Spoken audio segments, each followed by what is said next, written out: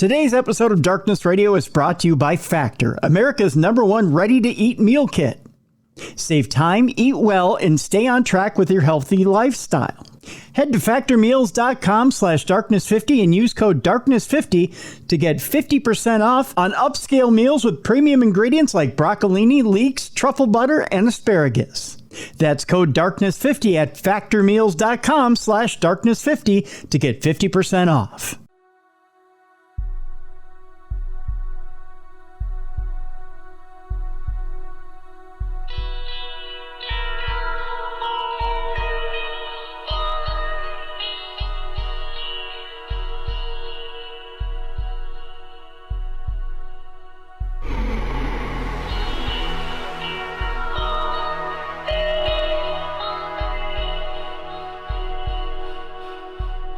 Welcome into the best in paranormal programming. This is Darkness Radio. I'm your host, Tim Dennis. Yesterday, I told you folks that I had a bit of an off the beaten path surprise for you, and that I do. There's a book I read this week that I'm proud to present to you today. It's called My Neighbor's Goodlife, Mississippi. It is, and also stories is at the end of it.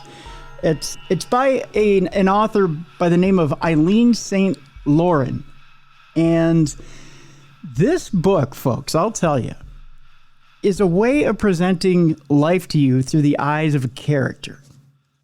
And this character takes you through a journey in Goodlife, Mississippi. And it presents life to you through not just life in Mississippi and not just through ordinary life in Mississippi, but it also brings it to you through a supernatural way of life. It peels back the veil, so to speak, but it gives you life and death and all things in between. It even gives you the meaning of life in one chapter. It gives you God and the devil. It gives you the struggles of life. And it gives you everything in such a unique package from the South. And it's such a good taste of Goodlife, Mississippi. And man, I tell you, when you're done with it, you almost want more. And you get it all through the eyes of Myra Boone. And it's such a beautifully packaged piece of literature that I encourage you guys to get it. We've got a link in the description of this program. And I tell you, folks, once you read it, you're changed. You say to yourself, I think I've seen everything the way I want to see it. But once you've read it through Myra Boone's eyes and the characters surrounding Myra Boone, you think of life a little differently. Again, the book is My Neighbor's Goodlife, Mississippi Stories. And our guest is Eileen Saint Lauren. She was born in Hattiesburg, raised in the once two red light town of Petal, Mississippi. She is an award-winning photojournalist, news and feature writer who worked early in her career as a commentator for Nebraska Public Radio and at Smith College Museum of Art.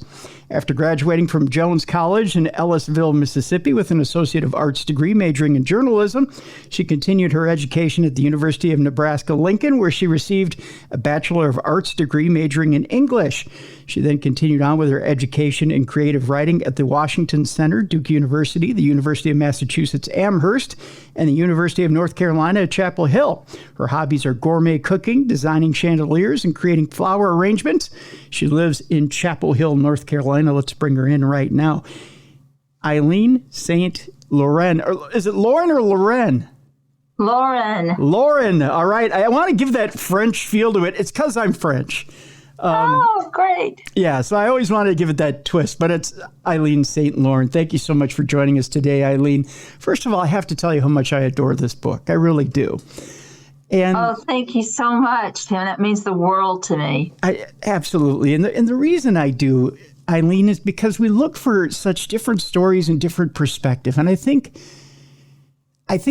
people will say maybe that we lack in current American literature, in new characters, in new stories, in new lore, and in new freshness, in what we have today. Everybody says, there's nothing new out there. You hear that a lot. There's nothing new out there. But this really is something new. And it's something that speaks to the heart and the soul. Yes, sir. I do agree. I'm a pure and original writer. And I sat down with one word, and I actually, through my faith, I write a letter, and then I listen to the voices in my head, and I see people. I don't see their faces. I have to actually create the faces if I ever do. And that's why it's mostly dialogue. And I hear the voices, and they come to me, and I write what I hear, and it works. And I have a compassion really for the downtrodden. Yeah. And the poor and the elderly and the people that have been mistreated, red, yellow, black, white, brown, everybody. And that tends to come out in my writing and in my own life, but especially in my writing. Yeah. And that's who I am. I love people, and the spirit world, I believe in it. I believe in the supernatural. I was raised in the same kind of church as Elvis and Oprah and all those, Jimmy Swaggart and Jerry Lee Lewis. And actually, I was in Mississippi the day he died a year and a half ago doing a radio show. Believe that. And the guy doing his funeral interviewed me. Really? Before he did Jerry Lee's funeral. I'm like, can we stay for the funeral?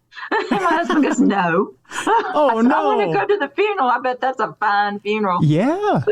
But having said that, I grew up in that kind of church that believes in the supernatural. Yeah. One way or the other, ever how you see it, you know? Well, and it doesn't have to be, it can be holy, it can be unholy, it can be anything, so to speak.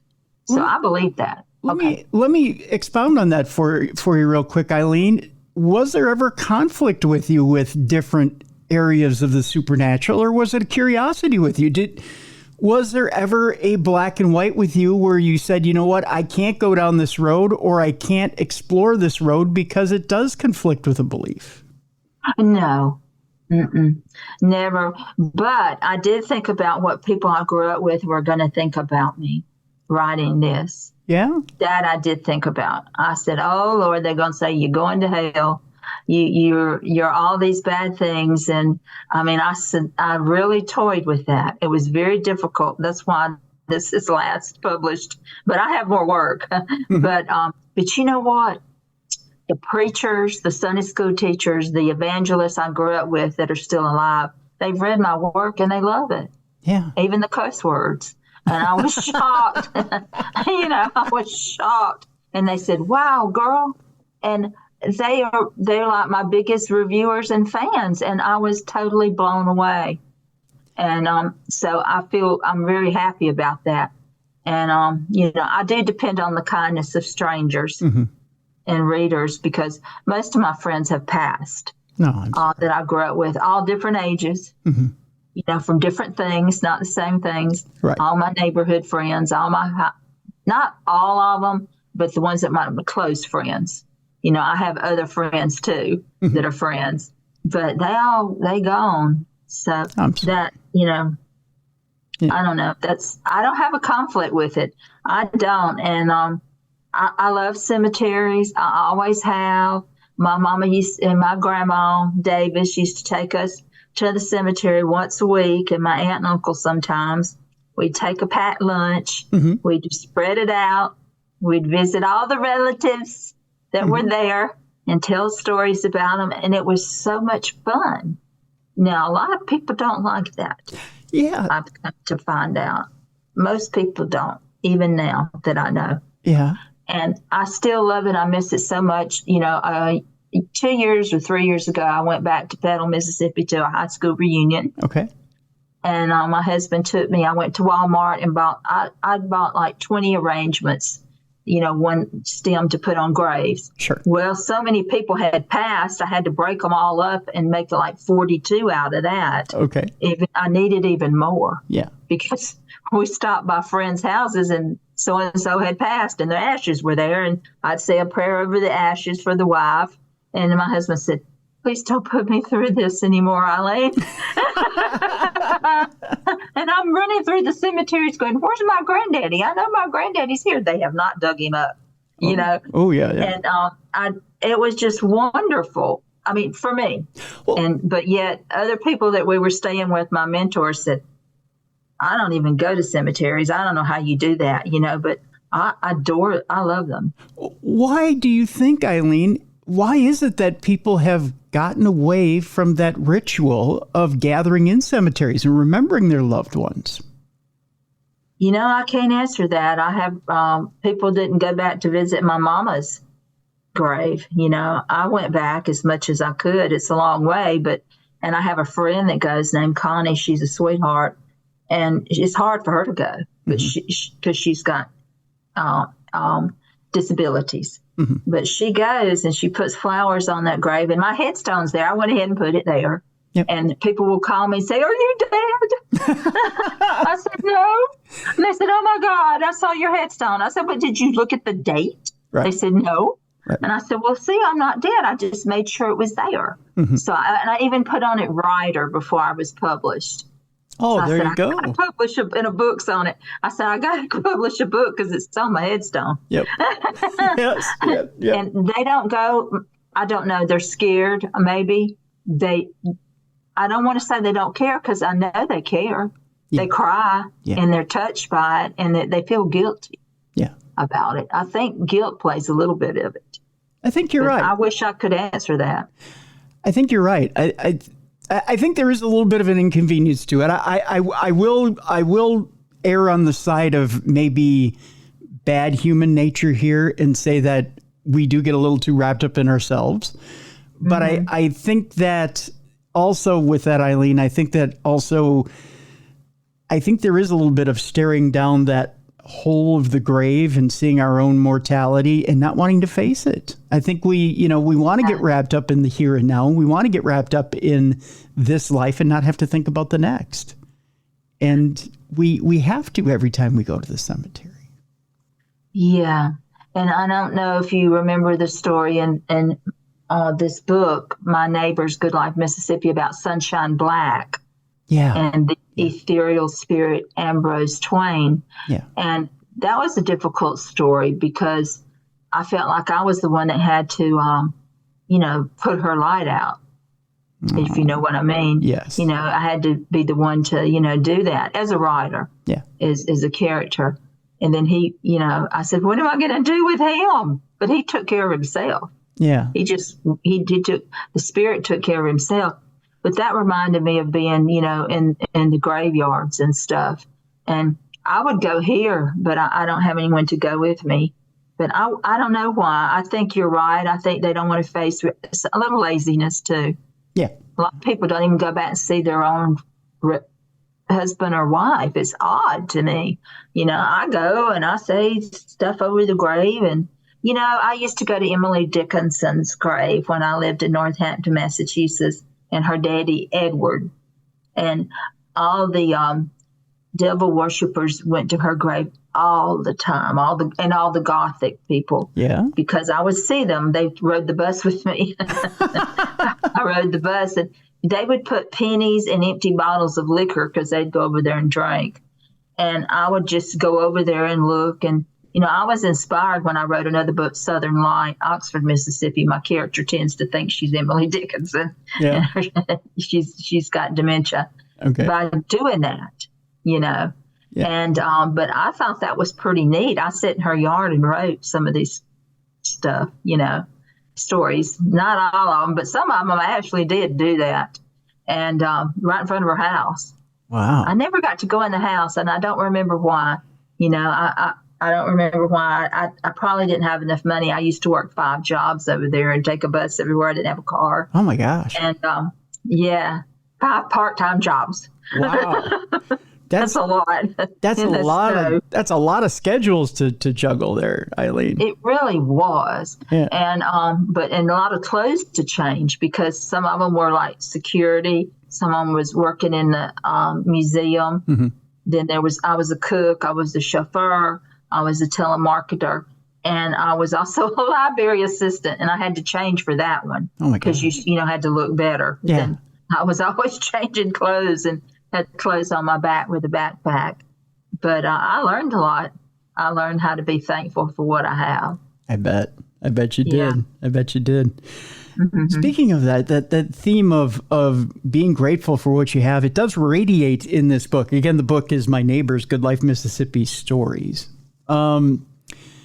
Let's talk a little bit about, before we start to transition to break here in a few minutes, let's talk a little bit about your inspiration for this book and writing this book, and what got you to assembling these stories and wanting to write about the themes in this book. What is it about wanting to get into a book like this? What was it about your own life that inspired you to start to write, wanting to write these stories and assemble these characters? What's the origin of this book? Well, the first book that I wrote called Goodlife, Mississippi, Myra Boone is in that book, and she is 12 and a half years old almost, and she ends up going from Meridian, Mississippi, because of a tragic event, to live with her elderly grandparents in Goodlife. Okay. And she gets hurt, and they've never met her because she's questionably biracial. Okay. She may have a few drops of Negro blood in her. Oh. Yeah. Okay. So, Yeah. And so I don't want to give away what happens, but she goes there. She's thrown into something. She's never been around people. She never got to go to school. She's never been to school. And she doesn't speak for like 125 pages of that book. It's all the characters talking. Okay. And so when Myra decides she wants to write, she writes this book here. And these are her neighbors in Goodlife. Okay. That she goes to visit. And what inspired me is, thou shalt love thy neighbor as thyself, Matthew 22:39. And my mother always taught us to do that no matter what. Mm-hmm. Some of our neighbors were from hell. I mean, we had one that used to come over, honest to God, the man used to come over and steal my daddy's tomatoes off the vine and call the newspaper and get his picture taken growing the biggest tomatoes in Petal, Mississippi, and they were my daddy's. You're serious? And he'd put them around his tomatoes. And my daddy said, I'm going to kill that SOB, And my mama said, no, you're not. No, you're not. He's your neighbor. And I'm like, go ahead and kill him. I want to see that, And honest, he would do those things. It was just terrible. And we fed the poor. They would call us up. One set of neighbors, they passed, had 9 children, and they were part Indian, and they lived in like 2 rooms. Mm-hmm. And I remember sneaking down there because I was always curious. And I was raised an only child, even though I have a sister that's a lot older than me. Okay. And looking in their front door one time, and I saw all they had to eat was white bread and bologna and mustard sandwiches. And some of them got a piece of meat and some of them didn't. And that broke my heart. It broke my heart as a child. Yeah. And so the one that was closer to my age, he got to where he could use a phone, and he would call every Friday and say to my mother, Miss Stringer, Stringer's my maiden name. Like Stringer means writer, reporter. Okay. Yeah. And he'd say, Miss Stringer, y'all got any leftovers? And Mama would say, Eileen, get ready. You're going to take Timmy some of this food. So she'd clean out the refrigerator. And he'd say, you got the cake? Because he liked cake. Yeah. So she'd save him some cake. And it was good food. There wasn't nothing wrong with it. Oh, sure. Yeah. And I would, haul him down there, make 3 or 4 trips. And I said, you tell him he has to meet me halfway. And so he would, begrudgingly, I would haul him down there. And then another neighbor got jealous and got to where she wanted him for her dogs. Oh, gosh. She wanted them to feed her dogs. Oh, and I said, Mama, don't give her that food for them dogs. She says, I'm not. And she would say, y'all got to please bring me the food for my hound dogs and all that, and all kinds of different dogs. Well, he hunted. It was hound dogs. Yeah. And I said, no, we're going to give them to them. And so we love the neighbors. And, your neighbors are what they are. Mm-hmm. Anywhere you live. Right. And these people are Myra's neighbors, and she and Margie-Ann Roberts, who's the preacher's baby girl.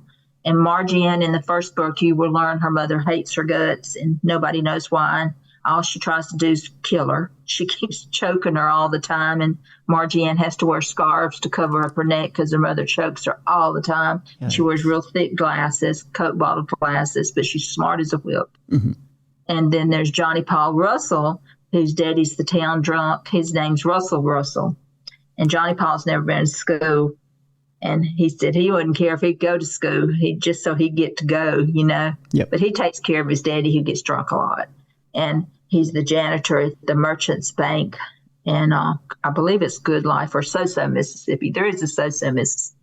Really? And so those three go visit Myra's neighbors for the most part. Mm-hmm. And these, you'll see that. And it's just, to me, and I learned this word from my mentor who's passed. He was Charles Edward Eaton in Chapel Hill, North Carolina, a poet and a writer. Mm-hmm. And I loved him dearly. We shared the same birthday. He wrote 21 books. I have them all behind me, signed. Yeah. And he said my work was hilariously sad. And I think that's true. Yeah. I think you laugh, and I think you cry, and I think you laugh, and then you cry, then you think, And so what inspired me was Myra's neighbors, and that's what it come to. Have I met these people? No. Do I know them? No. The Devil's Wife, which is the middle story, I wrote that here in Chapel Hill because I needed a few more words to get a novel, Mm-hmm. And so I wrote that here. My husband goes, "What does that make me, Eileen?" I said, "Don't worry about it. It's just a story. It's fiction, And that's who's on the cover of the book, Mm-hmm. The Devil's Wife, if you notice, in the L in her eyes. The L in her eyes, yes. Yeah. Yeah, this is actually a picture of me when I was 28 years old. Oh, wow. Okay. I was a model. I was somewhat of a model for Naturally You Girl and worked at NBC as a camera operator in studio production. Really? And my husband goes, "You're not going to put that picture of you on that book." I said, "Yes, I am." It's a great I had to picture. fight to get this picture on this book. They wanted to put clouds. Really? And I'm like, "Clouds? Clouds? Hell no." I said, clouds is nothing for this book. I think I know why, though. Because you talk about the azure blue sky. Uh-huh. I think that's why they wanted the clouds. I get that. I get that. That's probably true, but it was made it look like a beach read. Yeah, it does. It doesn't fit this fits, what's on the cover here fits the book.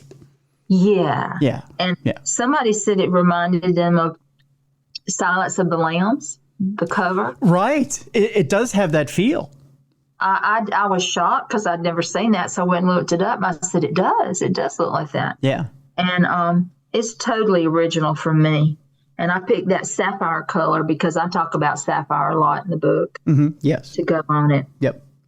And so what else was I going to say? The Devil's Wife. Well, we'll talk about, I want to hold The Devil's Wife for the next segment because I want to talk about some of the more spiritual things in the next segment about this book, because there is a heavy spiritual theme to this book, and which I'm very pleased by. That's something, and it's not just themes of biblical proportions. It's very much a spirituality that I think anybody of any faith can read and go, okay, I can relate. And actually, The Devil's Wife, for what you describe, Eileen, as just a chapter you threw in there because you needed to make it to novel status, or the way you put it, I'm paraphrasing, is one of those stronger chapters in the book. It's one of those chapters you go, whoa.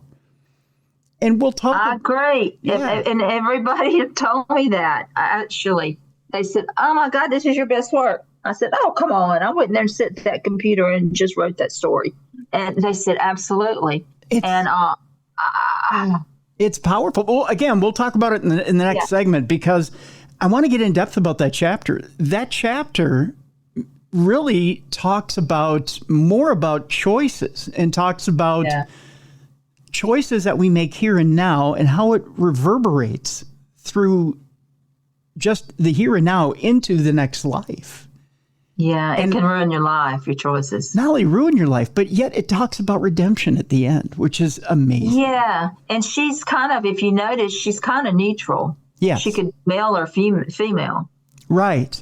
And her name is never mentioned, and that's why you see the L in her eyes. I don't know if you got that. Yep. That was something that I didn't know if anybody would get, because it kept coming back to me, and I kept going, no, and it kept coming back to me till it worried me to death. Yeah. So I finally just put it there. Yeah. And, because it was just like, this. And that means that could be anybody.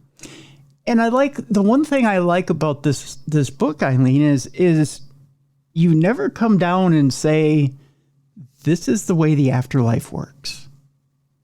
There's never a definitive of, somebody hits a white light, there's a tunnel, they see their relatives on the other side. Oh, there's pearly, I don't know that. Yeah, there's pearly gates. In fact, there's one chapter that you alluded to, which was absolutely brilliant and beautiful. And the glass house? Or no? Uncle John? You had mentioned it before. It had to do with the writer. Which one? Let me look. Yeah. It was when she was Sunshine Black. Yeah, Sunshine Black. Yes. Yeah. Sunshine Black. Yes. Death. The story's about death. Yeah, the story's about That's death. a deep story. Okay. It is a deep story. Hello. I mean, I've looked at all this. This could be sitcoms. It reminds me of The Twilight Zone and Alfred Hitchcock. A lot of people say I remind them of Alfred Hitchcock, which I think is fabulous. Yeah. I just think that's fabulous. And I think kind of it does. I got a very, very much a Hitchcockian, or not really. Rod Serling wasn't deep enough for me, and he never had the effects, I think, of his time. If he would have had the effects that we have now, Serling really could have turned people on their ear with the stories he wrote. But I got these images in my mind's eye, and you're very descriptive when you write, of what exactly the Sunshine Black story was. And we'll talk about that again in the second segment. I'll tell you what, let's take our break here, because I want to get into this book and I want to talk about these stories and let people know exactly where you go supernaturally with this book and why I think this book is absolutely perfect for my audience and why they need to go get this book. The book is My Neighbors, Goodlife, Mississippi Stories. Eileen Saint Lauren is our guest. And again, we have a link in the description of this show, so you can go pick it up during the break. I tell you, folks, this is one of those books that when you first pick it up, you go, what exactly am I getting into here? And when you follow Myra Boone as she takes you around from neighbor to neighbor, she's getting to know her neighbors. She's introducing you to each neighbor, but each neighbor has a life lesson. But you live that life lesson through their life. And it's not a hit you over the head type of lesson, but it's one of those lessons you go, you know what? I've never lived that experience before in my life. And you come out of it a little awestruck, chapter by chapter by chapter. So thank you so much. When we come back, we'll talk to Eileen about some of these neighbors and some of their life experiences, and you'll be surprised. We'll talk about The Devil's Wife. We'll talk about Sunshine Black, and we'll talk about a few of these chapters that absolutely touch me, and we'll talk about how you can get this book again. And I want to stress to you folks to go out and pick up this book. It absolutely changed me after I read it. So again, the book is My Neighbors, Goodlife, Mississippi Stories. We have a link in the description of this program. When we come back, more with Eileen here on the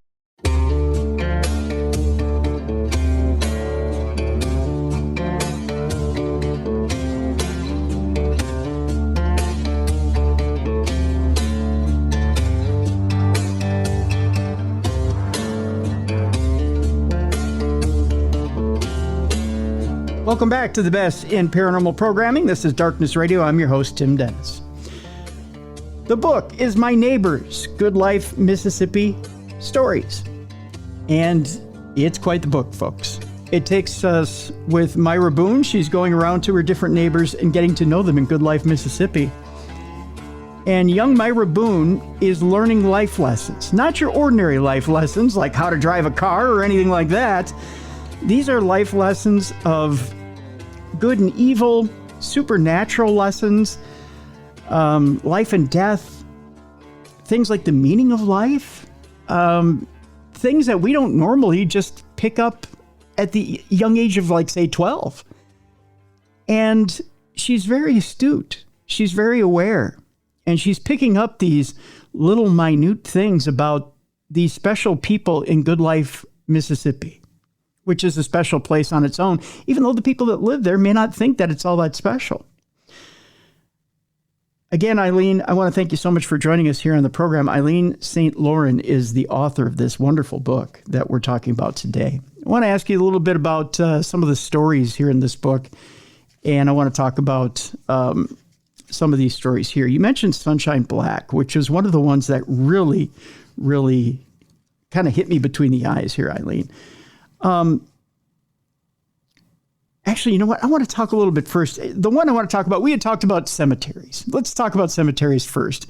One of the first stories in the book involves Myra going out to the cemetery. I believe it's with, is it with Mozella? Is that who it is? Yes. Okay. Yes. So she goes out with Mozella to the cemetery, and it seems innocent enough. But to me, this innocent enough story of going out to a cemetery and sitting down one-on-one in what's supposed to be a peaceful place to honor someone or remember someone becomes an exchange between two people in which you get a feeling of not only getting to know deeper about somebody and revelations between one person and another, but then you also get the feeling that things aren't always what they seem. Can you give us a little bit of a background about Mozella and Myra and their relationship and what's going on in the story? Yes, thank you so much, Tim. Mozella was a voice that came to me, and she's a Negro, and she was a slave, and she was mistreated really bad, but she finds hope in, I guess you could say, her faith in God. And Mozella's job is to gather in the lavender. Okay. And so she's up at 4 o'clock in the morning, and I don't know why Myra's up and out that early myself. And so she asks Myra if she wants to go with her to the cemetery. And so they go and they pass graves. One's called Purple Thankful. I remember that one, I believe. And, you know, I got that name off of a grave where Emily Dickinson's buried. Really? Yeah. I remember that, Purple Thankful.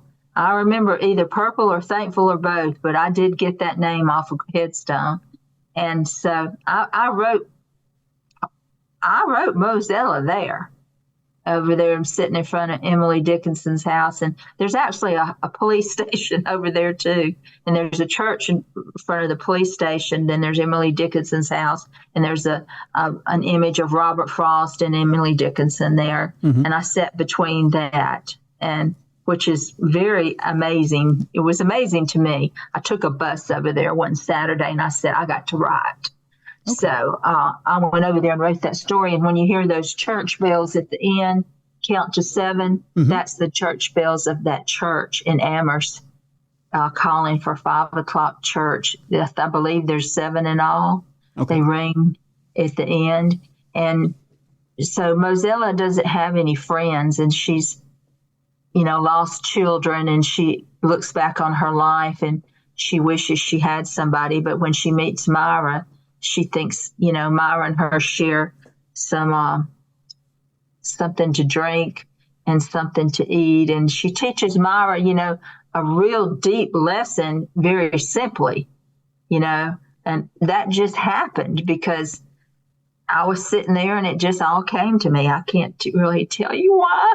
Okay, sure. But it's about peace, Yep. I used to know someone, and I know a lot of people now, that say, I want peace, I want peace. And Mozella, even though she's been through hell and she's, delivered her own babies and lost them, she has peace because of her faith. And Myra learns that from her, what peace is really about. Peace is an inside job. Yeah. It's not an outside job. It's not where you are and who you're married to, how much money you got, a car. It's none of that. It's inside. And if you have peace, you can't buy that. Nobody can take that from you. And it's just really wonderful thing. I actually have peace, and that's one of the things I have. And okay, everybody go ahead and start on me. But people do try to, stomp that joy out a lot. Very true. But I have peace. And I learned that too from writing this. And Mozilla broke my heart too. Yeah. She broke my heart. And I didn't think about it till later. I don't even think they got lavender in Mississippi. But it doesn't matter because Goodlife is 1,500 miles square, and it could be heaven or hell. It could be. I'm not Catholic, by the way. I'm not. Like I said, I was raised in Pentecostal Church of God church. Okay. And but a lot of Catholic people think this book is purgatory. They think it's before they all get into heaven. They're all in hell. I was going to mention that in the first segment that when throughout the book, different characters mention that they don't know if Goodlife is heaven or hell, but they mention they think it's heaven. There's some characters that mention they think they're in hell, but they know that it's, at one point they say it's beautiful. At one point they say they feel like they're stuck. And at one point I thought, are we talking about purgatory here? Yeah, I tend to think so. My Catholic friends definitely love it. However, I don't know much about purgatory myself, but I do know a lot about Mississippi, and I always felt like I was in heaven and hell both. Okay, everybody get mad. I don't care, but I feel that way sometimes when I'm there. And it's just the spirit that's there. I mean, it just lingers in the air for me, it's still there. Even when I go home, I feel it. Yeah. I feel it. Can I share with you what my grandfather told me, what he thought was purgatory when he was having his heart surgery? I've told this story before on the show, so I'll make it brief. My grandfather, who's been passed now for almost 20 years, told me when he was having his heart bypass surgery and they stopped his heart, he believed he went to purgatory. His soul was being held while he was having his heart worked on. And I said, well, Grandpa, what was purgatory like? He said, oh, it was exhausting. I said, exhausting? He said, yeah. He said, I was in this beautiful field, but in this field, there were rabbits as far as I could see. I said, rabbits? And he goes, yeah. And I had to feed them. And he said, and pardon my language here, Eileen, because I'm a gentleman and I'm with a lady. That's okay. And he said, and there was shit everywhere. And I had to clean up the shit and I had to feed the rabbits. And I had to feed them and I had to clean up the shit. And I'm cleaning up the shit and I'm feeding the rabbits. And it never ended. Oh, my goodness. You know what? My mama raised rabbits. We had a rabbitry in the backyard, and we had over 500 rabbits. And I used to have to sweep under the cages, and we sowed the pellets for fertilized. And it's called Miss Stringer's Rabbits. And every Easter, we sow hundreds of rabbits. Congratulations. So I know all about rabbits. Congratulations, you were in purgatory. That is hilarious. I know he didn't like that, because my daddy never did one thing back in that yard. Yeah. And it was always just me and Mama. There you go. But that's amazing, isn't it? Yeah. I was close to death after my first book. Yeah. I worked so hard. Yeah. Really? I did. I almost died. What happened? I had 72 hours left to live. Well, you know what happened? I didn't know how to really market that book. That's why it wasn't, I think, a bestseller like these two. But it's okay.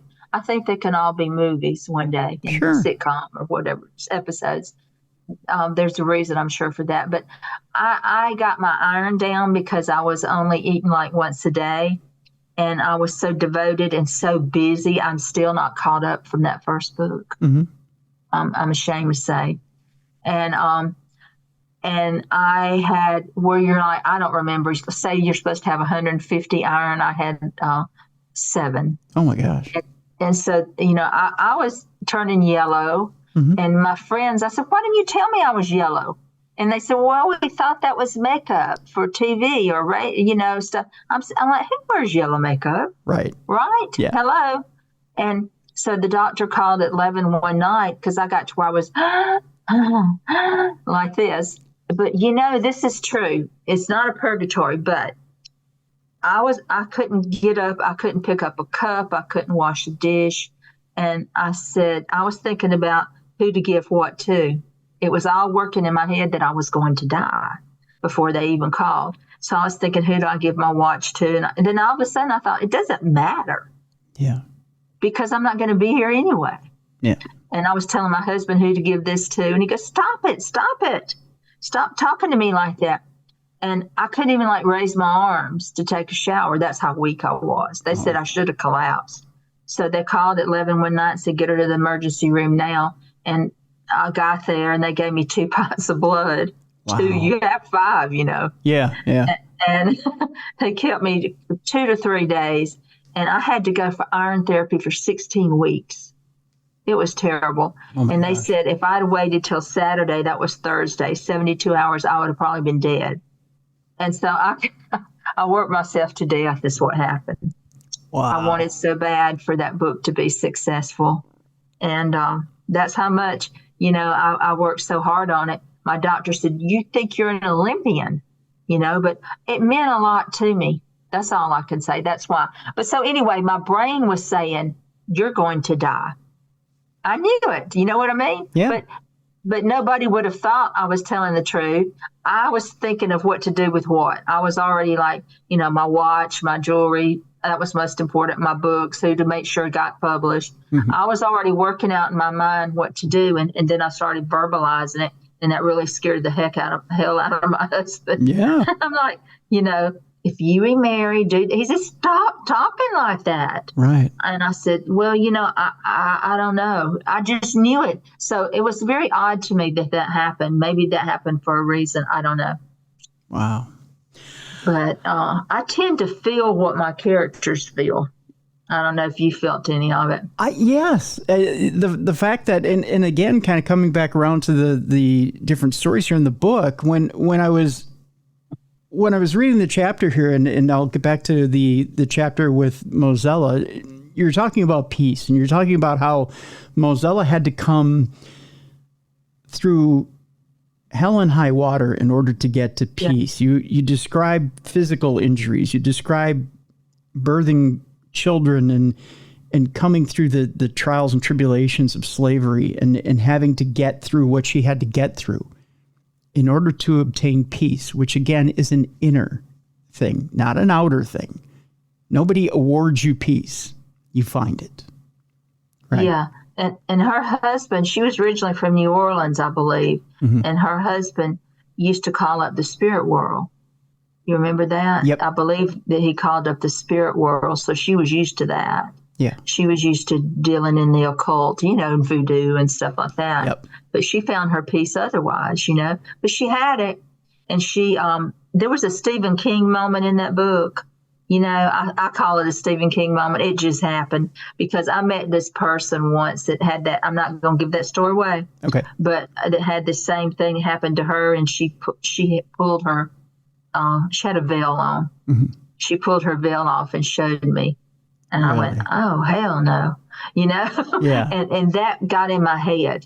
And sometimes, when things get in my head, I have to write about them. Then they get out of my head. Right. And they don't bother me anymore because what happens in there really bother you.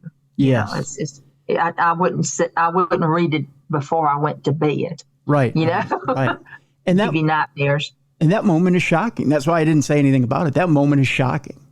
It's really quite shocking.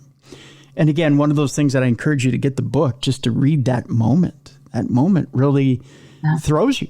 It throws you as to what this woman has gone through just to get to that moment of peace, which, again, you realize what it is we have to do in this world to get to what it is we want, Suffer. You suffer sometimes to get peace. It's not a given. A lot of people don't suffer. I don't know. I don't know many people anymore because they've passed. Mm-hmm. I'm hoping to meet new people. Sure. And, but Mozella suffered immensely. Yeah. Yeah. And I mean, it was just horrendous. And, you think about it, there are people went through that. Mm-hmm. There's been somebody went through that. I believe these people came to me to tell their story, that there was somebody out there that went through it, And, if you don't mind me saying so, I think it would make a great episode of a series. Yes. Each of these stories, like ba-boom, ba-boom, ba-boom. Yes, absolutely. And it's so fresh, it's so original, and it's nothing else like it. Right. You're absolutely right. And it's not preaching. It's not saying, oh, hell, fire and brimstone. No. And they all end up in a cemetery. Not all of them, but the majority of them end up just like I do, I guess, because I like cemeteries. They find they find the peace in the cemetery. Ha ha. Maybe that's it. Peace in the cemetery. That could be the name of the show. Maybe people should go visit people in the cemetery, and they would get peace about it. There you go. Let's talk about, there's a story in the book which kind of it hits me where I live because, and I'm trying to figure out how to say the name here, because it's easy to read it, it's harder to pronounce it. Is it Ananias? Is that how you say it? Yeah, it's Ananias. It's like in the Bible, Ananias. Okay, it is Ananias. Okay. Ananias. So you talk about glory when it comes to this, and you talk about a man who's downtrodden in a wheelchair, and Myra comes to visit him. And I think wasn't Johnny with Johnny Paul Wurzel's with her. I know that. Yep. I think. Mm-hmm. And they come to visit him, and he, even though he's in this wheelchair, and it seems like he's at his lowest. And a lot of times, and I get kind of the double meaning of the story. Why don't you tell us a little bit about Ananias, and then I'll throw my 2 cents in here. Well, Ananias, I think, was maybe in a war. Okay. I think he's a veteran because he's got a little flag on the back of his wheelchair. Yeah. Right? Mm-hmm. He had a little flag on the back of it. And they go to visit him, and he is so stuck on having faith. Okay, Margie Ann goes with her too. So one after Sunday, Margie Ann Roberts and I went to visit a crippled old man named Ananias. Oh, yes. Ananias has got a lot of poetry in him, doesn't he? Yes, he does. Yeah. He talks about Eden. Mm-hmm. Okay.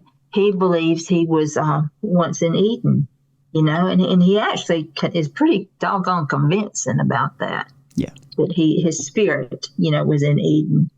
And he talks about that. And let's see. There's a point too where he's talking about a flower, and he's talking about the fact that this flower is a beautiful flower and that he helped raise it. It's one of the things he says, and I won't spoil the ending of this story. But it's at this point that Myra and Johnny and I'm sorry, the other person that was with them was Margie Ann Roberts. That's right, Margie Ann Roberts. Yep. Ananias. And he asked for liniment. You remember liniment? Yes, liniment. Yes, he keeps applying liniment to his back because it's obvious his legs. And his legs. It's obvious that he's been broken either in a war. Pain. Yeah, and he describes to the crew that he keeps comparing himself to a couple of cats outside that are, I think, tearing something apart, if I remember right. Isn't that how it goes? Catbirds. Yeah. Yeah. That are. He says, girls, I may not have my back to hold me up, but I do have my mind. That's now, right. You get crippled. Yes. And you don't have something. Yep. But you have your mind. I have a very strong mind. Yeah. I fell back June the 7th of last year going to see the Secretary of State about my first book. Mm-hmm. There was in the cement, one of those 100-year-old 2-inch, lifts up, where it was up. Mm-hmm. I fell over that face forward. Oh my gosh. And really hurt myself. So I actually lost the feeling. I killed the nerves in part of the bottom part of my right leg. Oh my gosh. Yeah. And so I have a huge problem over there right now. And actually liniment helps it a little bit. Yeah. But it's not going to come back. Oh, so we're doing all this neurological therapy and so on and so forth. Mm-hmm. with it. So having shared that, I'm dealing with it, and I have a strong mind, and I'm not crying. And, I had 10 open wounds. I didn't walk for 3 months. I had 2 black eyes. I was just a mess, bleeding all over. Wouldn't get in the ambulance. And I said, no, my book. I kept saying, my book. I have a 3 o'clock appointment. I want to talk about my book. Oh, my gosh. See how that first book about killed me? I see this. Still getting wounds from that first book. And I've been to the best doctors, 4 or 5 doctors. They can't do anything for me.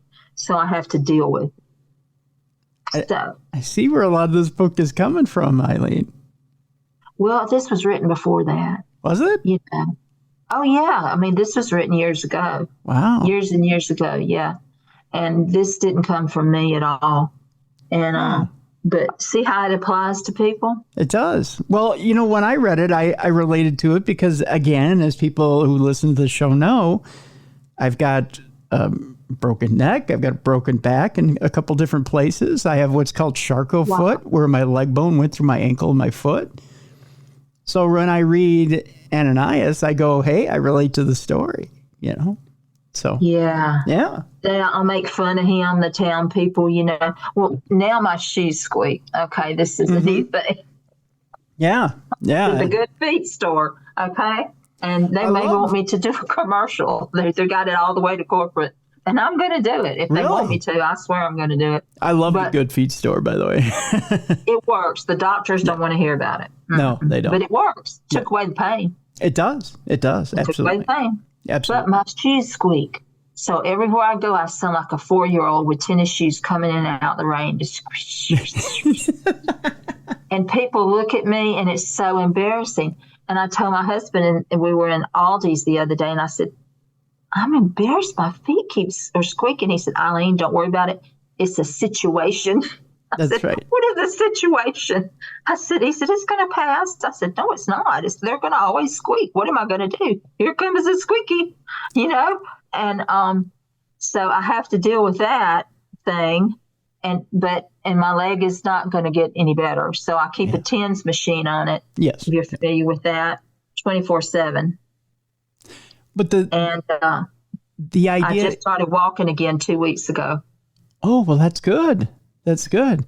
The idea, though, is here, Eileen, are you comfortable? Are you comfortable in the shoe, and does it help? And if it helps... The shoe helps a lot. Yeah, then who cares about squeaking? Well, everybody looks at me. They turn around and look. I feel like I need to hold a book up or something. Yeah, you just wave at them if they look at you. Wave at them. I'm just horrified. Just wave and say. It didn't bother me at first, but now because I went to a book club and there were 8, 9 ladies there, and they said, "You squeak." I said, but I thought, well, I don't smell or anything, but they said, "You squeak. Can't you do anything about your squeak?" Yeah, not really. No. I'm like, oh gosh. But I called them and they said they don't know what to tell me. They'd never heard of that before. But that story about Ananias, he's in pain. He's broken to pieces. They've made fun of him. They throw pennies at his wheelchair. He can't get around, right? Yep. And he looks out the window and watches the birds tear things apart and thinks about when he was in Eden. Was he? I don't know. He may have been. Maybe. He may have been amid the firmament, right? Yep. It's possible. It's possible. Everything's possible. In my books, everything is possible. That's right. That's life and death, coming back to life and dying. Everything's possible. That's right. And not dying is possible. Then for years, because in Sunshine Black, I'm just skipping over to that. Oh, wait, we'll get there. That's where I'm going next. But just to wrap this one up, Ananias has a moment of glory. You'll see what that moment of glory is when you read the book. Yeah. There's always it's about glory. And glory is on the other side. But he has a moment of glory. God gives that to him. And that gives him that feeling inside, like you said, but are you in pain? Yeah. So when he gets that moment of glory, he's not in pain at that moment. I don't think. No, I don't think he is either. Which was because sometimes that happens for me. Yeah. But it doesn't last forever. You know what I mean? Right. It's like if you eat a chocolate pie, it may be really good, but then it's not good to eat every day. That's not a good example, but that's all I thought of. but if that he has that moment, he has a moment of glory. That's right. And that's huge. That's huge. And sometimes that moment of glory is worth every single bit of pain that you go through. Yes, sir. It's true. That's right. And it gives you hope for more. Right. God is with you. Somebody's looking out for you, and that, you can turn it into something else. That's right. And people don't visit people anymore either, any more than they go to the cemetery. That's right. And all these people, I'd give anything to know people to go visit, because I grew up doing that. That was just part of my fabric. It was a given. Yeah. And those people so appreciated seeing us. Mm-hmm. Oh, my goodness, they so appreciated seeing us. Yeah. And I didn't realize it at the time, till I knew it, but I didn't know it till, 20, 30 years later, how really much it meant to them to see somebody. Very true. And nobody does that anymore. And I know there's got to be people that's sitting at home wondering, what's out there. Is there nobody cares for me, You're very right. There are people who are homebound or disabled, or people who are in pain, or people that are infirm, or however you want to put it, that do need some companionship, even if they don't need anything done for them. Maybe just need a visit that aren't able to get that. So yeah, you're right. And I'm sure there are organizations out there that arrange for people to visit other people. Yes. Yeah, I'm sure. But if you have an aunt or an uncle or a grandparent or a neighbor or anybody that you can stand for 30 minutes or an hour, go get them a flower, go get them a candy bar, go get them an orange, or whatever you can get them. Get them more than an orange. Yeah. And go see them, listen to them. Yep. Yep. They need somebody. Everybody needs somebody. That's right. You're absolutely right about that, Eileen. That's what my work's about too. Yeah. It's about loving everybody. Yep. Absolutely. And even the ugliest thing there is, that you think, going and just looking over that. I can look through to the heart. Mm-hmm. That's another gift that I have. I don't see that color. Yeah. Yeah. In people, which is really good. Yep. But not many people have that, That is true as well. Yep. Okay. And sorry. No, that's fine. And that's also very apparent when you read this book as well. Again, the book is My Neighbor's Goodlife, Mississippi Stories. Let's talk about two more stories before we leave everybody here today. One of the stories that really touched me, Sunshine Black, and it does involve death and what we perceive as death. And there's a couple of different characters here that Myra runs into when she's talking about death in general.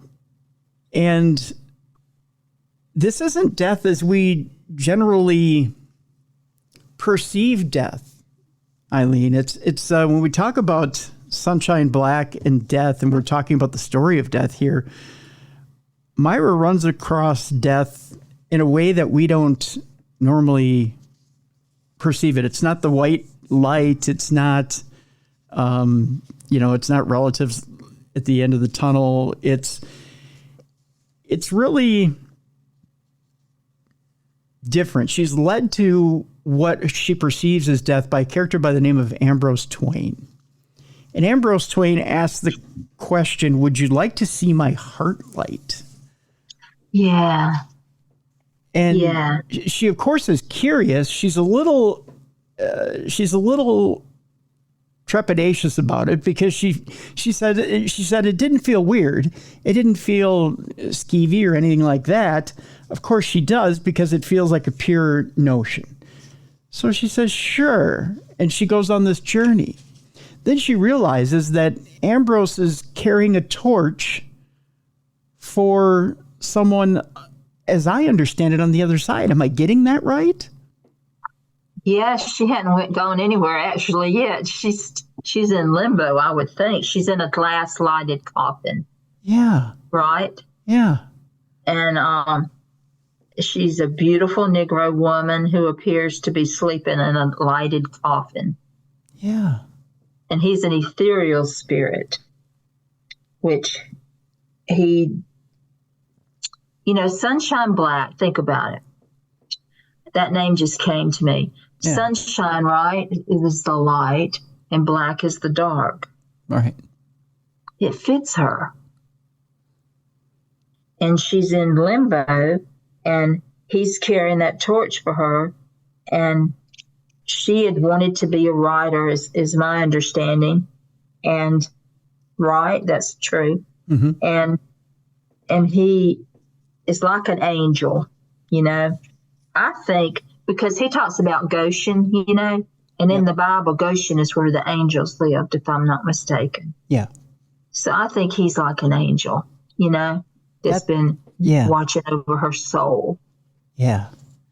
And for some reason, God only knows, because Eileen doesn't, that he needed Myra to read things that she had, like a manuscript, right?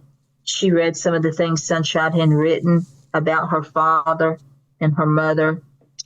And then she goes on to help him set her soul free. And she does read about death, which I think is pretty fascinating. I mean, I don't have this memorized. I can read this sentence. I think this is a good sentence. Yes, please. Death. When the sun's eclipse enters the hidden heart of man, there is neither day nor light, only silver sheets of rain that gently enter the mind's bluest eye without warning to its musical spears. Like a gift thrown down by God to me, Ambrose Twain entered my life on a blue and white cloud, floating amid a fainting sky decorated with early sapphire stars, disguised by nature as a man. So angels can come to us in another form. Yeah. Right? Yeah. He's ethereal. He was disguised as a man. Yep. We became one. He was my first mistake, my original sin. Oh, we know what that means. My second mistake was keeping Jeremiah's pistol underneath my pillow. That's her father, and they'll find that out as they read. And the other is just so deep, I hate to even read it without people reading the whole story, because it's deep, but you're going to get it. You know what I mean? Yep. It's deep, but it works, you know. Yep. He calls her Ashes of Rose, you know, which I think is amazing. Yeah. Ashes of Rose, you know, is just something, you know. Yeah. And the night is alive. The flowers are alive. There's a swan that's alive. There's the ladder, like in the Bible, that the guy built to go into heaven. You remember that guy? Yeah. You remember his name? I don't remember his name right now. Jacob's ladder. Yes. Yeah. I think it's Jacob's ladder. Yeah. There's that ladder she has to climb down to get into the peace garden where the lighted coffin is.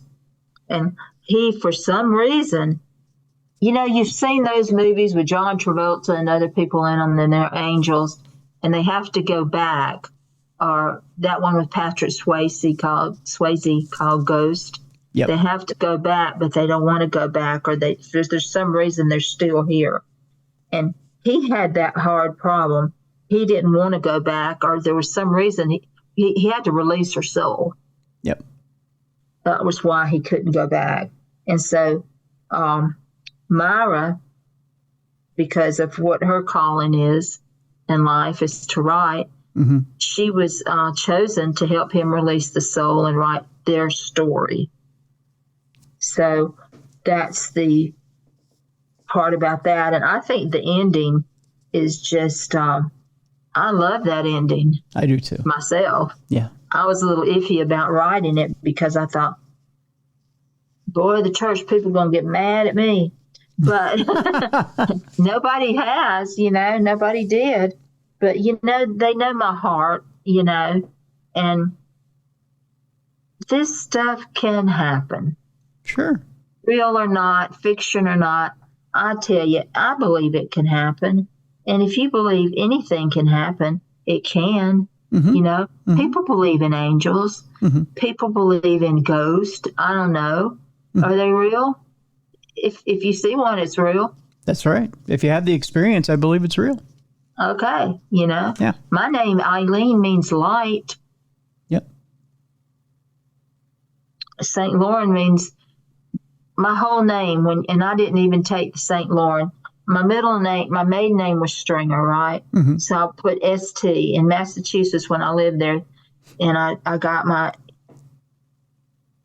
number to my business, EIN number. Mm-hmm. They spelled it out to Saint.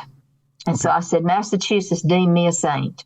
So I ended up keeping it because it looked good, right? Mm-hmm. So it means Eileen, God is with the rider of light. So I try not, yeah, it does. I looked it all up and I figured it out because I think that's important. I think whatever your pen name is very important. Absolutely. So I think so. So I tend to be one, like it or not, I don't apologize for anything I write. Now, if I make a mistake or I say something that's wrong, I'll own it. Mm-hmm. I can do that. But I make no apology for my work. Yeah. And if you don't like it, take it up with God. There you go. Don't bother me with it because I'm not going to read your negative review. I'm not going to read your negative mail.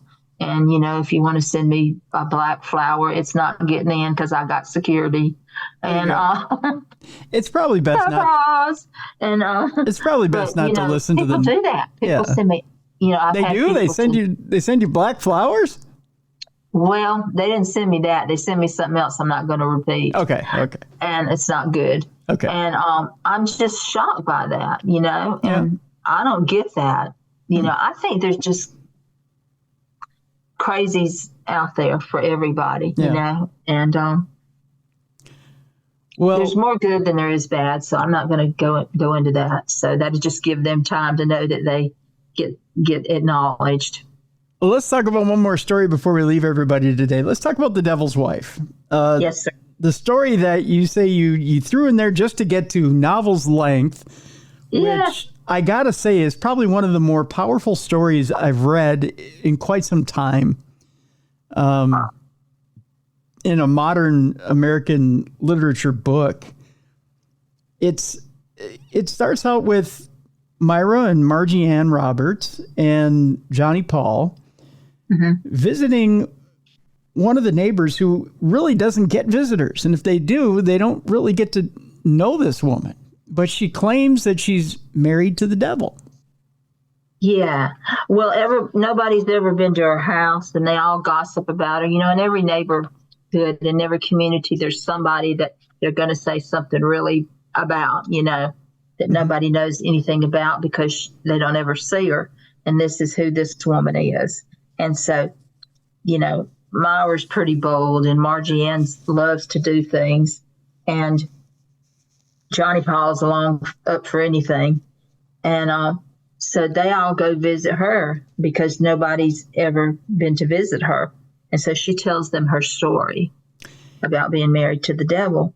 If I may, Eileen, let me read the description of her. She was black and she was white. She was slim, tall in stature, her eyes penetrating with such palatable intensity that the color they once were or might still be was no longer totally visible to the naked eye. I know. That is quite a description. Yeah. Well, this is the deal. Perhaps, I don't know if you know this, but I was blind for 3 years. Okay. Totally blind. Okay. And so I can really relate to not being able to see and having eyes that aren't okay. Okay. So perhaps my subconscious described some of that I saw. You know what I mean? Yep. And you can't tell now that I'm limited vision. Okay. And but I guess that too is that she can just really be anybody, Yeah. She can be anybody. She can be you. She can be me. She can be a man. She can be a woman, even though she's a she. I talk about her as a she. Yep. But she kind of has no gender at the end. Yeah. Not like it is today, no gender. But this woman can be anybody you want her to be. And she is really actually happy to see them and tell her story and warn them about things that, people say to you, they tell you anything you want to hear to get you. And it's interesting you say that. I'm just going to give little tidbits here. So she says when she first meets the devil that she falls ears over head in love with him, which is a great line. He first took me to the land of 10,000 dances. Now, I live in the land of 10,000 lakes. Never been to the land of 10,000 dances before. And she says it with a broken smile, which is directly from the book.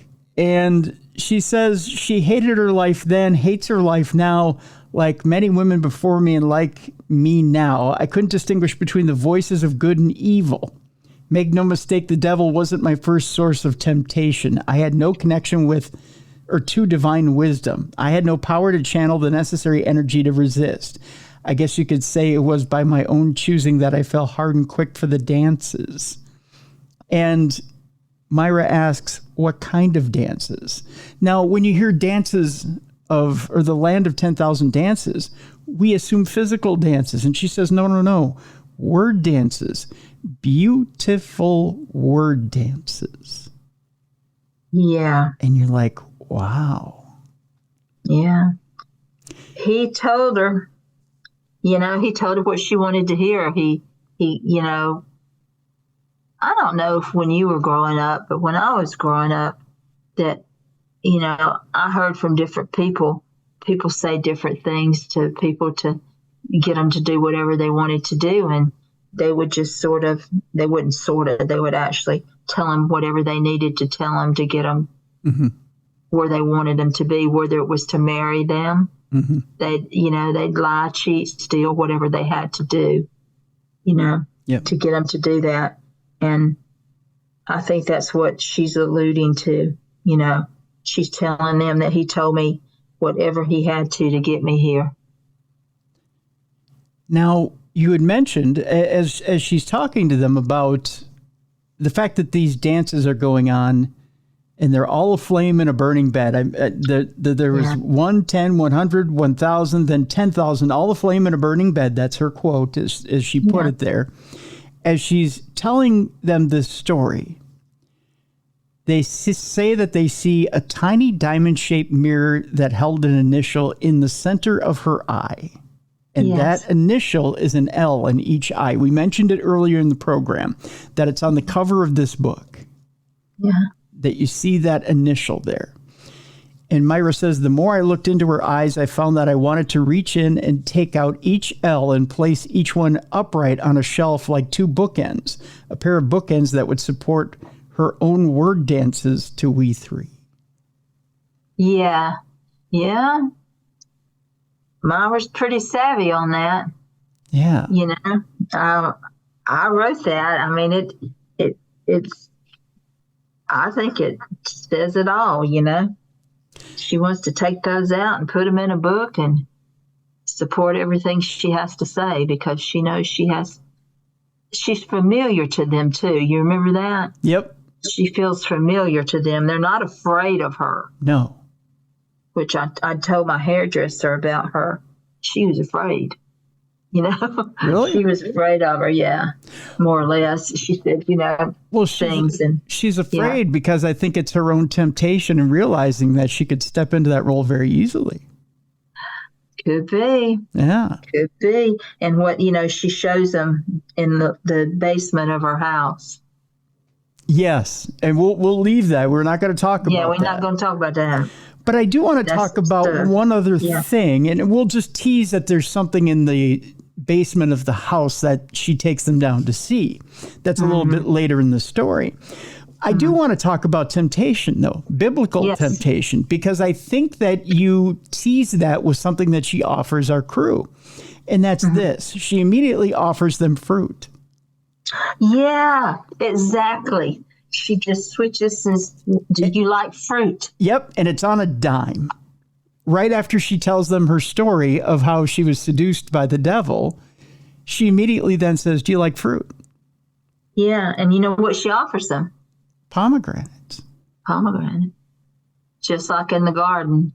Yeah. Right? Yeah. That's what, a lot of people think that Satan offered Eve a pomegranate and not an apple. Right. I don't know if you heard that, but I heard that. Yes. And I think that's interesting. That's a very clever little MacGuffin you threw in there into this story. To me, the minute I saw that, I went, yeah, that's what happens. Yeah. She's trying to lure them in too.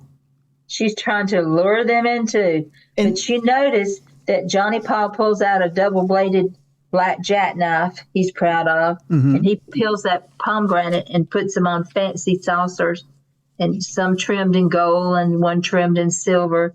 But they don't, she said, let's see. She sees a book on the table, and Myra made out the spine that says good hearts, evil hearts. And the children, I don't believe they eat those pomegranates. They keep avoiding them. Yeah. I think that they intuitively know that they better not eat that fruit. That's right. They don't eat that fruit. I don't recall them eating it. No. Right? No.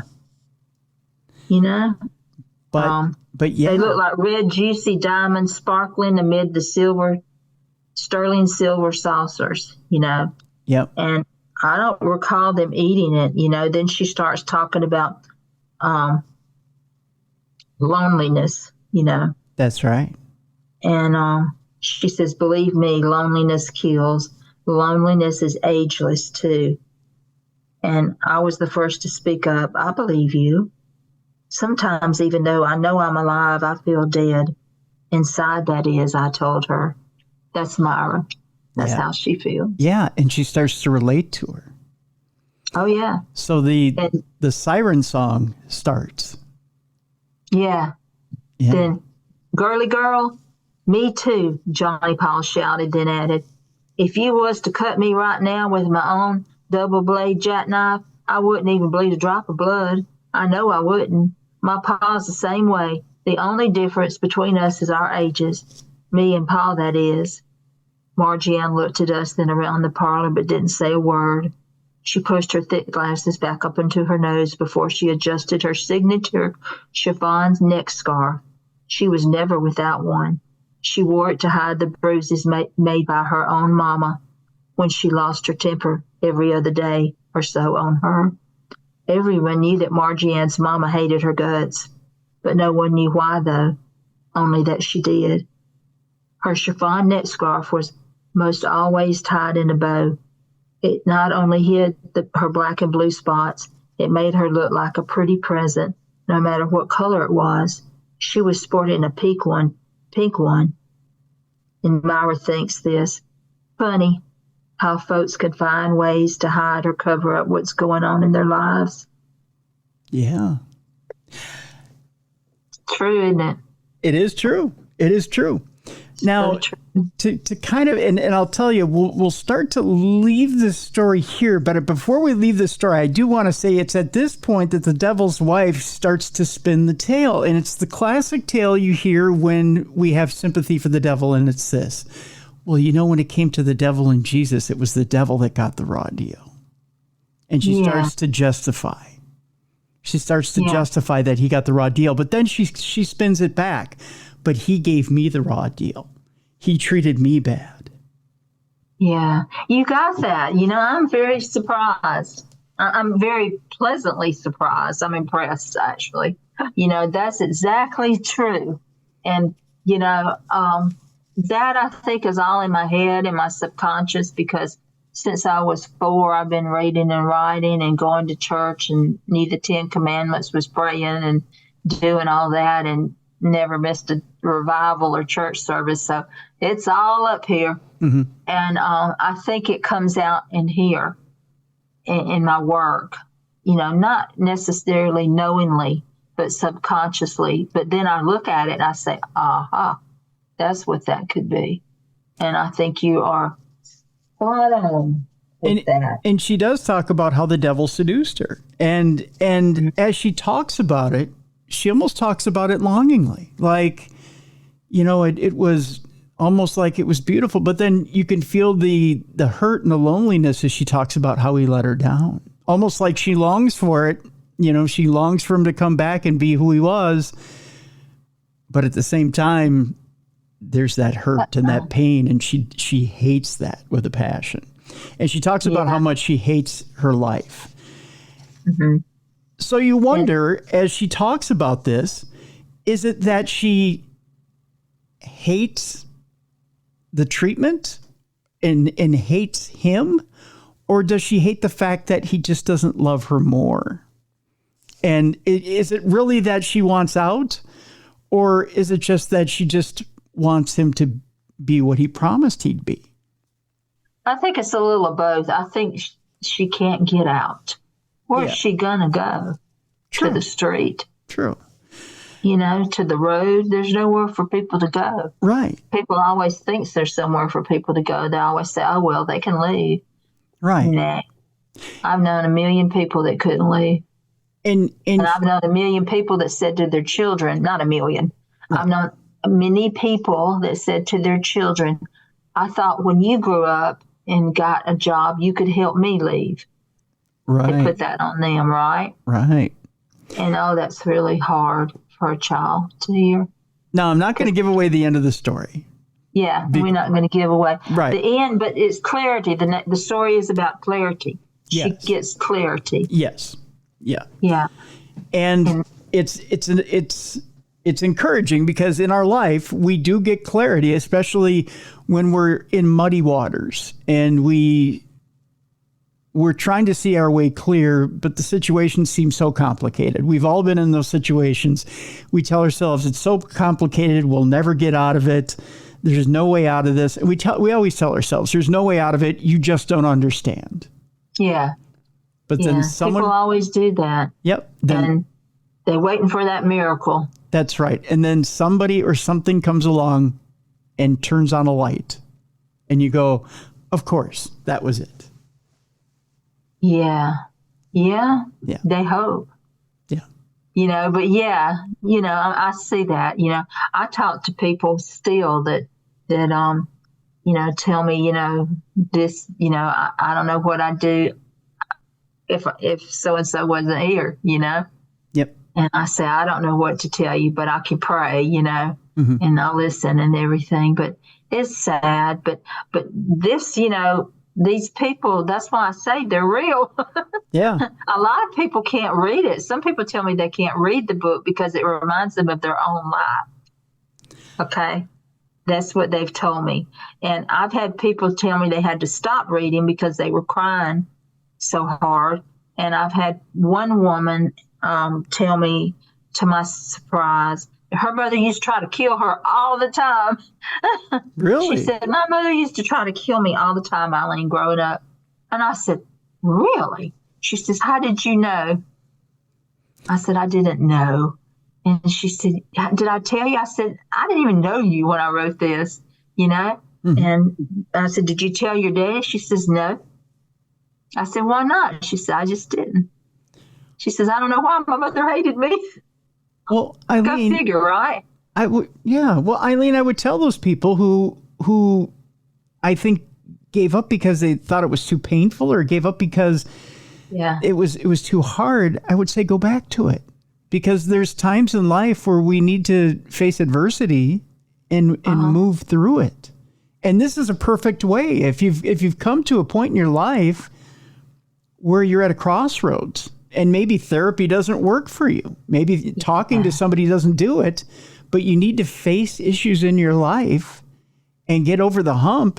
There's no better way to get through your situation than to see it on a page and to read about it and think about your own situation and see how another character went through it and think about how you'll get through it. Yeah. It's a perfect way to do it. I hope it helps people. I want them to laugh and be happy. And I also want them to, be touched, and help them. I write, to do that with love at the center, because I think, love is at the center of my work. I hope people get that. Absolutely. I'm not preaching. No, you're not. By no means am I preaching. No. That's the last thing that I do. I want people to come away from today's discussion by knowing that by all means, this book is not beating anybody over the head. This is a very entertaining book with these different, I don't want to call them morality plays, because they're not morality plays. They're not teaching anybody anything. If anything, they're very entertaining stories that happen to have morality centers to them in which characters have to make decisions. Yeah. Choices. That's the best way to put it. And these characters are very compelling, and they have to make these different choices. And in that, you're rooting for them. You're rooting for them to I love my characters. Yeah, you're rooting for them. I hate it when they die, I cry and everything. It just kills me. Yeah. You know, and I love them. I miss them, you know, and sometimes I go back to them and I sit and I laugh and I cry and I feel like they're my friends and family. Yeah. You know, and I'm very connected to my characters. Yeah. And, you know, that's how I feel about them. They're all a part of me, but they're not me. There you go. So don't think that, you know, hey, Sunshine Black is Eileen, because it's not. Yeah. You know, I hate to disappoint you, but it's not. It's not you, yeah. And it's fiction, you know, and that's another thing. Everybody believes every word that I write. Right. And that's good. That is a good thing. Yeah. It will be one day again. You know, it's a good thing, but it is just not true. You know what I mean? Yeah. People believe it, though. They'll call me up and say, or write me, I know why you're the way you are. And I'm like, no, you don't. No, a good fiction writer can create a great character and have it none of it tied to them whatsoever. It can be an amalgamation of sources you've picked from or inspirations that you've drawn from, or it could have nothing to do with you whatsoever. So yeah, and I hope one day, you know. Oh, also, I'm not, you know, I don't feel like a person has to be one certain religion or anything. If you pray to a tree, that's your business. Yeah. You know, go pray to your tree. That's nothing to me. You know what I mean? I'm not here to change your spiritual beliefs. You know, I just want to touch the world and teach people how not to treat others. Yeah. Don't treat people a certain way. Don't treat them, you know, bad. Yeah. And if you notice, my characters try to get even. True. Very true. They do. They not exactly, you know, sweetie pie angels sometimes because of how they've been treated. They want to get even, you know, but something just holds that back from them. That's right. I don't think they get even. No. But they want to. They're human. I mean, there you go. Yeah, they feel like they're human. Yeah. But they're like humans, you know, they're original. And I hope it would be my dream. My dream was not to be a writer. A lot of people put those words in my mouth, but I never said that. Okay. My dream is to have screenplays and series. That way I can reach more people. Okay. It's never been about the money for me. I'm not about the money. I want to reach people. I want to make them laugh. I want to make them cry. I want to make them think about life in a different way, you know? Yeah. And love is, I hope love is at the center of my book, you know? Yeah. Well, I could see this book actually being made into an HBO series. I mean, I really could. There you go. Just like Olive Kitteridge. I don't know if you're familiar with her. She won the Pulitzer Prize for fiction about 3 years ago. Elizabeth Strout, Olive Kitteridge was a 3-season HBO series. Yeah. Set in, I think, New England somewhere. Yeah. But nothing like my work.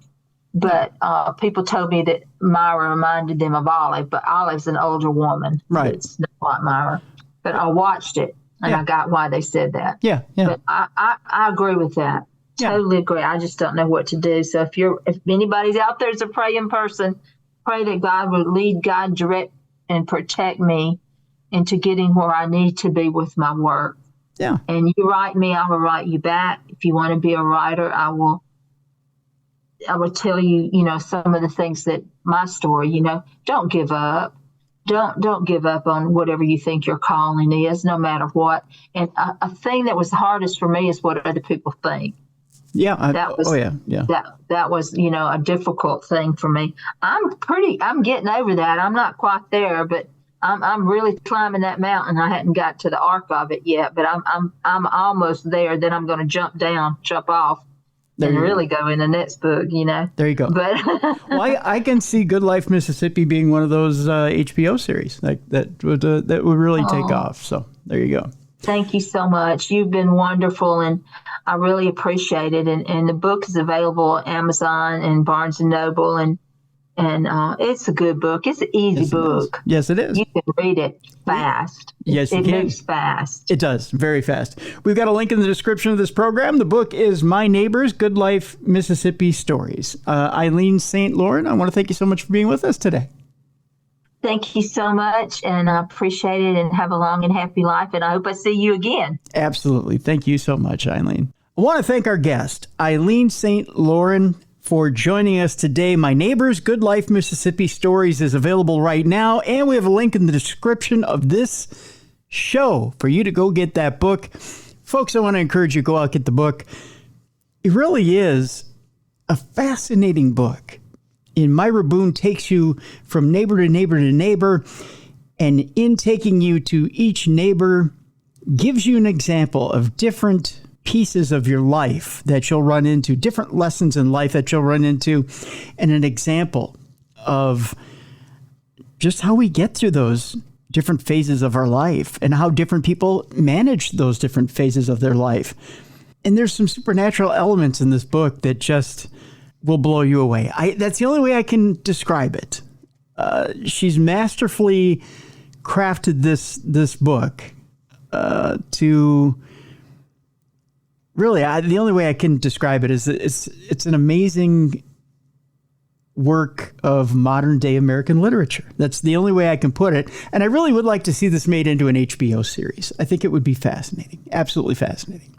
Once again, the name of the book, My Neighbors, Goodlife, Mississippi Stories. Link in the description of this program. Folks, we're coming up on the weekend. Reminder, be a light in someone's darkness this weekend. In particular, this weekend, we're focusing on the animals. I want you to be a light for one of the animals this weekend, if you could. If you have it in your heart, if you have it in your home, if you have it in your pocketbook, make an animal in a shelter a member of your family this weekend.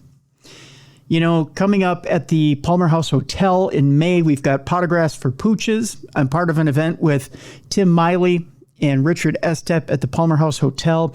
You can go to darknessradioshow.com to the events section. You can get your tickets for that event in May. That's one way you can contribute to Eagle's Nest Shelter. That's one way to do it. And let's sell that event out this weekend. Let's just be done with it. Sell out the event. Come see us. Let's have a good time in May. The second way you can do it, go to your local shelter this weekend and add a new addition to your family. Let's get a new family member this weekend. And let's try to alleviate having animals in shelters. Now, I know it's a pipe dream, I know. But if there's a way that we can add to our own quality of life while helping the quality of life of an animal out there, whether it be a doggy or a kitty or a bird or whatever it is that's out there that you feel the need to help out that animal, enrich your own life, enrich that animal's life, and let's make our own lives a little bit lighter this weekend. I encourage you to do so. Let's focus on that this weekend because, as you know, and you can go back in the archive and look for Tim Miley, M-A-I-L-E, Tim Miley's program. You'll see just the impact that Murray had on Tim. And it is a tearjerker. But I encourage you to go back and listen to that archive as well this weekend. That's about it, folks. That's all I got. We got a great week. Great couple of weeks coming up here in March as we turn the corner from February to March. Hopefully we can warm up this weekend. That's what I'm looking forward to. A little bit of nice weather. Hopefully we can get out and enjoy the weekend. And I hope that you have a great weekend and that you enjoy this weekend. Get out and enjoy life this weekend. That's what I'm hoping you do. For your buddies here. By the way, I've had some people ask what's going on with Bruiser, with Beer City Bruiser. He's had some difficulties around the home. He had an installer, we'll just put it that way, kind of mess up his home. That's right. His home had some flooding because of a bad installation. So we're hoping to get him back. I hope next week. I'm not going to make any promises. It was a really, really bad botched job. So he had some flooding, some really bad flooding in his home. They're working on it right now. It knocked out the power in his home at one point, so he wasn't able to record with us. So we're hoping to get him back. I know you guys have been patient. You've been kind. You've been sending notes, wondering where Bruiser is. We're hoping to get him back. So we'll see. We're taking it on a week-to-week basis. And please keep your prayers going for Papa Bruiser. He's still having some issues, some medical issues. So please keep those prayers and thoughts and good energy going for Papa Bruiser. We appreciate that as well. So that's going to do it for this week. Mally Fox, thank you so much for filling in admirably for Bruiser. We love and appreciate you. And we will see you back next week for the best in paranormal programming. This is Darkness Radio.